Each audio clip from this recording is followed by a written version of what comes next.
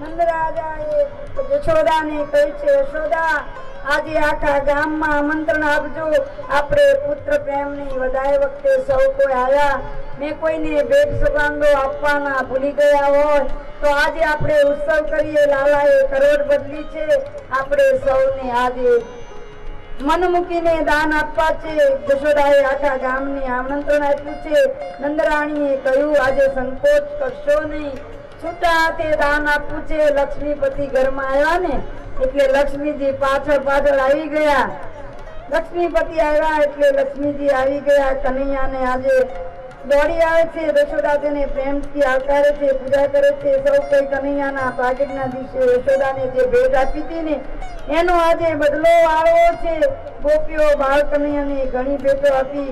આજે નંદરાણી ગોપીઓને છૂટ્યા હાથે ભેટ આપે છે, સાડીઓ આપે છે, પિતાંબરોના ઢગલા કર્યા છે, નવરંગ સાડીઓ છે, ભાત ભાતની રેશમી પિતાંબરો આપ્યા છે। માતા વિચાર કરશે આજે તો મારે ઘેર આખું ગામ આવશે, મારો કનૈયો ઊંઘી જાય તો સારું, મન મૂકીને સૌનું સ્વાગત તો કરી શકું। આંખો મીચી દીધી ઊંઘવાનો ડોળ કરી ભગવાને નેત્ર બંધ કર્યા છે। પોડી ગયા આખા ઘરમાં આંગણામાં ભારે ભીડ જામી છે, કોલાહલ થયો છે। આજે ગોપીઓને સત્કારે પૂજા કરશે, બાળક અને બ્રાહ્મણના ગળામાં સોનાની કંઠી પહેરાવે છે। મહેમાને સત્કારવા માતાજી કનૈયાને ભૂલ્યા છે, અલૌકિક લોકમાં ધ્યાન કરે છે, માતાજીને ખબર નથી। આંખો મીચી ખોલી તારે ચારે બાજુ માતા ક્યાં છે? માતા ઉત્સવમાં રોકાયા હતા। કાનુડાએ કહ્યું વ્યવહાર કરો ભલે કરો પણ ભગવાનને ભૂલીને એક જ મીઠી પતંગ। કાનુડા ભગવાનને કહ્યું કે જો વ્યવહાર કરો તો મને ભૂલશો નહીં ને વ્યવહાર કરો। તો આનંદ સ્વરૂપનો આનંદ મેળવતા આજે લાલાને ભૂલી ગયા છે। માતાની બહિર્મુખતા દૂર કરવા લાલાએ રોવાનું શરૂ કર્યું છે। માતા પોતાની તરફ ધ્યાન દોરાય માટે લાલો જોર જોરથી રડે છે। સંસારી લોકો ભગવાન કે ભગવાનની મૃત્યુની વાત સાંભળતા નથી, તેઓ દુઃખી છે, સંસારને દુઃખમય સમજે છે। વ્યાસજીને આવો કડવો અનુભવ થયો છે, તેથી કહે વ્યાસ ઊંચા કરીને હું લોકોને કહું છું કે ધર્મ અર્થ ને અર્થથી કામ સિદ્ધ થાય છે, તેથી તમે ધર્મનું આચરણ કરજો, ધર્મથી બધું મળશે। આપણા કવિઓએ કહ્યું છે કે ધર્મ વધે ને ધન વધે, ધર્મ વધે ને ધન વધે, ધન વધે ને મન વધે, મન વધે ને માન વધે, ધર્મ ઘટે ને ધન ઘટે ને ધન ઘટે ને મન ઘટે, અને મન ઘટે ને માન ઘટે ને બધું ઘટી જાય। એટલે ભગવાન કહે છે કે ધર્મ રાખજો, ધર્મ હશે તો બધું મળશે। આપણે આગળ રાજાનું દ્રષ્ટાંત આવ્યું એમાં સાંભળ્યું હતું ને, લક્ષ્મી જાય છે તો જવા દે છે, સદાચાર જાય છે તો જવા દે છે, દાનને જવા દે છે, સત્યને જવા દેતો નથી, રાજા ધર્મને નથી જવા દેતો।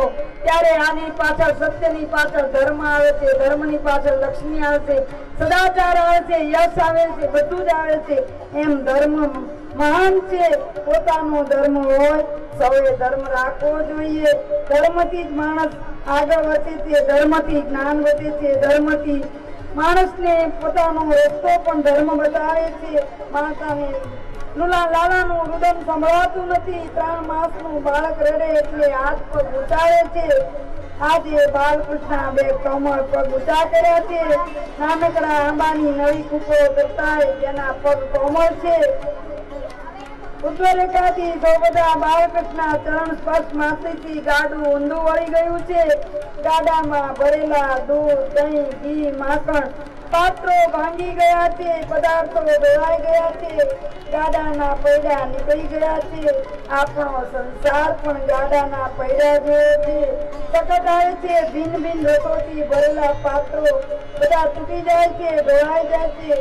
પ્રભુ અનુગ્રહ કરે ત્યારે આપણા સંસાર રૂપે સખત તૂટી જાય છે, ઇન્દ્રિયોના રસો ધોવાઈ જાય છે, સંસારની વાસના છૂટી જાય છે, ભક્તિ રસ ભમાય એમ કહેવામાં આવ્યું છે। જે ગાડા નીચે કૃષ્ણનું પારણું હતું ને તે ગાડામાં સત્તાસુર નામે રાક્ષસ છુપાયો હતો। તેમને વધ કરવા માટે આવ્યો હતો, પણ ભગવાને જ ગાંડું ઊંધું વાળ્યું હતું. ગાંડું ઊંધું હતા તેમાં રહેલા પાત્રની ગાડાની મીઠાઈ દબાઈ જવાથી સત્તાસુર મરી ગયો.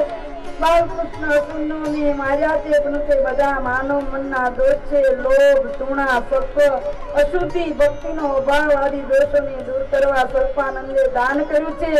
કૃષ્ણ લીલા બાલે કરી છે. તેથી શક્તિભંગની આ કથા સત્તાસુરનો નિર્દેશ માત્ર સ્પષ્ટ યુક્તિ નથી.